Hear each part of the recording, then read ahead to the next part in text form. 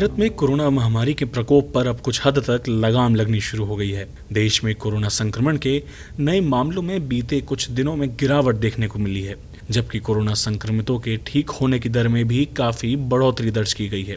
यही कारण है कि देश में कोरोना संक्रमण के एक्टिव केस 8 लाख से भी कम हो गए हैं, जो कि 1.5 महीने में पहली बार हुआ है। केंद्रीय स्वास्थ्य एवं परिवार कल्याण मंत्रालय के मुताबिक बीते 1.5 महीने के दौरान कोरोना के नए मामले जिस तेजी से बढ़े, उतनी ही तेजी से उनके ठीक होने का दर भी रहा। भारत में अब तक 64,50,000 से ज्यादा लोग कोरोना संक्रमण को मात देकर ठीक हो चुके हैं, जबकि देश में अब तक 73 लाख से ज्यादा कोरोना संक्रमण के मामले सामने आ चुके हैं, जबकि अब तक कुल 1,12,161 लोगों की कोरोना से मौत हो चुकी है। सितंबर महीने के मुकाबले अक्टूबर के शुरुआती 15 दिनों की अवधि में कोविड-19 संक्रमण के नए मामलों में करीब 18% की गिरावट देखी गई।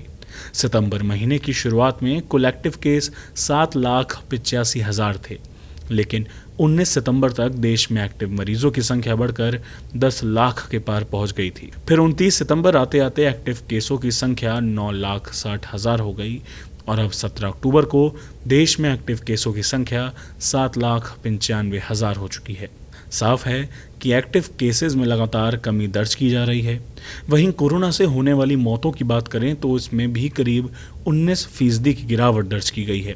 जहां सितंबर में प्रतिदिन 1,000 से ज़्यादा लोगों की मौत हो रही थी, वहीं अब यह आंकड़ा 700 से 850 के बीच हो गया है। सितंबर महीने के अंत और अक्टूबर के शुरुआती दिनों में जहां कोरोना के नए मामलों की संख्या 1 लाख की संख्या छूने के बिल्कुल करीब पहुंच गई थी, वहीं अब नए मामले औसतन 60 से 70 हज़ार के बीच आ रहे हैं। इस बीच केंद्रीय स्वास्थ्य मंत्री हर्षवर्धन ने शुक्रवार को कहा कि भारत में कोविड-19 के 3 टीकों को विकसित करने का काम प्रगति पर है। उनमें से एक क्लिनिकल परीक्षण के 3रे चरण में है, जबकि 2 अन्य दूसरे चरण के परीक्षण में हैं। उन्होंने कहा कि सर्दियों और त्योहारों के मौसम में सभी की जिम्मेदारी है कि वे एहतियात में कमी ना करें और संक्रमण को रोकने के लिए कोविड-19 से जुड़े दिशा निर्देशों का पालन करें। ब्यूरो रिपोर्ट, गो न्यूज़।